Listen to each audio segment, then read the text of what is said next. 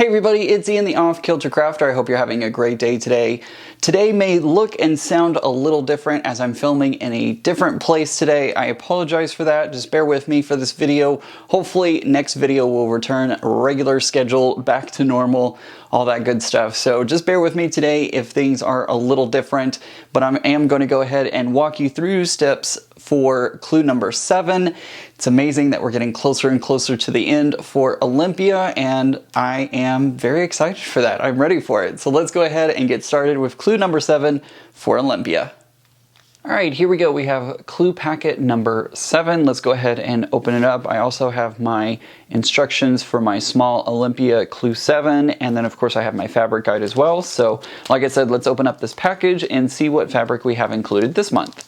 Okay, we've got lots of fabrics in this one, so let's start off with our fabric E. We have 8 squares of fabric E.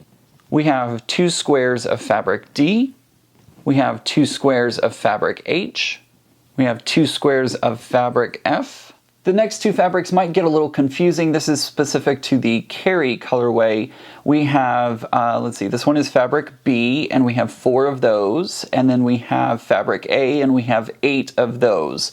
So if you need to figure out which one is which, there's only 4 of fabric B, and then there's 8 of fabric A squares. Also, if you're looking at them, it may come across the camera here. Yeah, I can see it on camera that our fabric B is a more whiter fabric, and our fabric A has more of a cream background to it. So that's kind of how you can tell between your B fabric and your A fabric for the carry colorway.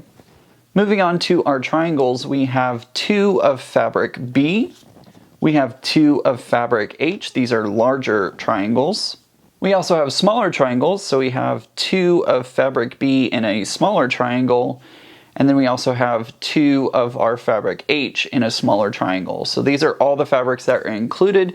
I think this is probably the most complicated one with the most fabrics in it that I can think of off the top of my head. So I'm going to go ahead and move these out of the way, and we'll start in on putting this together.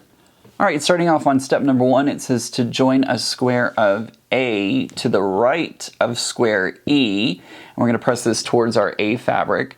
And then we're going to join a square of A to the left, and we're going to press towards A, and we're going to make 4 of these in total. So you're just going to basically put them on your A fabric on either side of your E fabric. Remember for the carry colorway that your E fabric does have tone on tone, so make sure you're sewing the correct side, the right side of the fabric together. It can get a little tricky. So we're going to do this, and we're going to do it 4 times, and I'll come back after I've pressed everything out. The way I've had to set up my setup today, I don't have my pressing mat available for the camera, but that doesn't really matter too much. So I'll come back once I press everything out, and we'll move on to step 2. All right, I have finished with step number 1. I've pressed all of my rows here into fabric A, so it goes out from the center just like that. We're gonna go ahead and move on to step number 2. Okay, for step number 2, we're going to join square E to the right of a square F.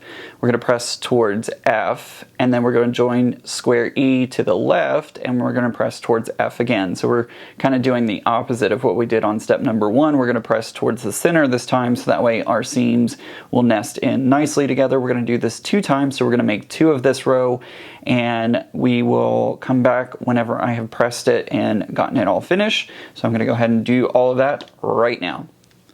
All right, there we go. We have completed step number 2. So we have 2 of these, and now we're going to go ahead and move on to step number 3.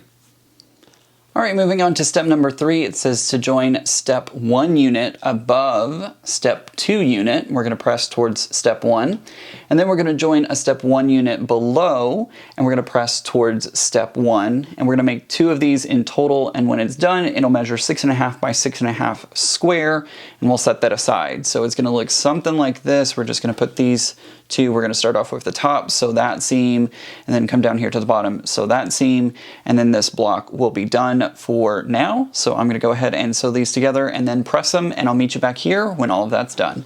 All right, there we go. We have both of them put together for step number 3. I've pressed out from our clue 2 towards our clue 1 on both sides, and this is what we come up with. These look really great. I love them, but now it's time to set them off to the side, and we'll move on to step number 4. Okay, moving on to step number 4, it says to join a square of D fabric to the right of a square B fabric. We're going to press towards B, so towards the center, and then we're going to join a square of H to the left, and we're going to press towards our B fabric, and we're going to make 2 of these in total. So I'm going to do that right now, and I'll go ahead and press it and meet you back here whenever I've done that. All right, there we go. We have our H fabric, B fabric, and D fabric. I'm just making sure, yep, H and B and D. Yep, I had to double check because it's easy to turn these around. But this is what it should look like when you finish with step number 4. We've made 2 of these. Let's move on to step number 5.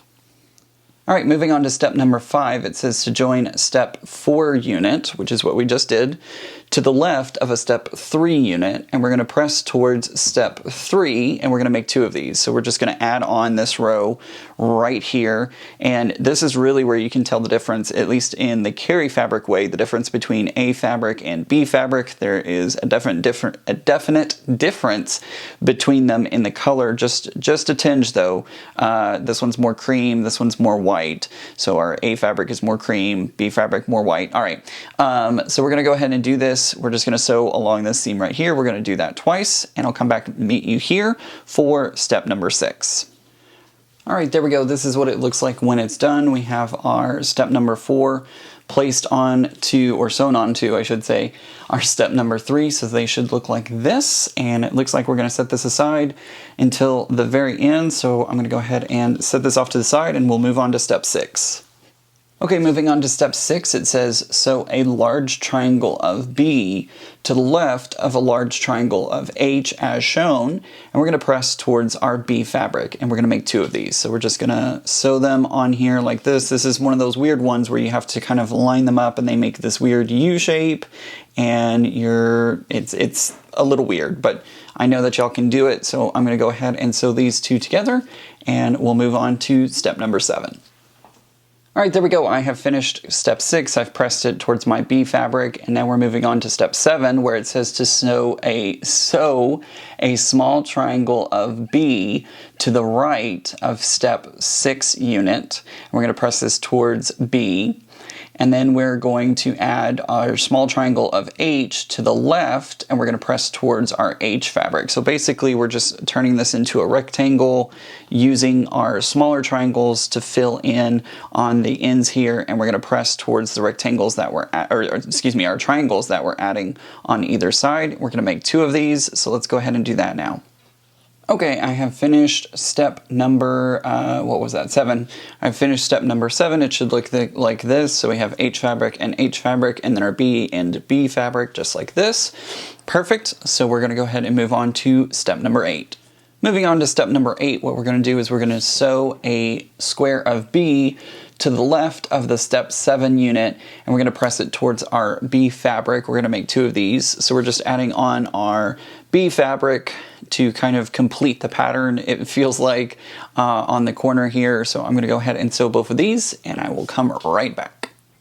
Okay, there we go. We finished with step 7. We've put our B fabric on the end here and pressed towards our B fabric. Let's move on to our last step, step number 9. Okay, for step number 9, we're going to go ahead and grab our step 5. It says join a step 8 unit to below a step 5 unit. We're going to press this towards step 5, and we're going to make 2 of these. So I have the other one off camera here, but all we're going to do is just basically line these up, make sure to line up. I'm going to line up on this seam right here since it matches the ones above it. So I'm going to go ahead and match those, and then I'll press up towards our step 5, and we'll be done. So I'm going to meet you back here after I get these sewn on. All right, I have made both of them. I'll stack one on top of the other so that way they're not going out of the camera frame. But actually, I'm going to set that off to the side. There we go. So this is what it looks like when it's all finished. I almost got my points visible. It's a little off. It's fine. Anyways, so this is the finished step number 9.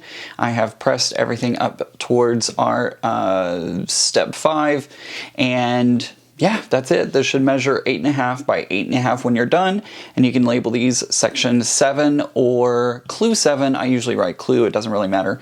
But there we go. There's our clue number 7, and they are ready to add to our pile as we get closer and closer to the finish of Olympia.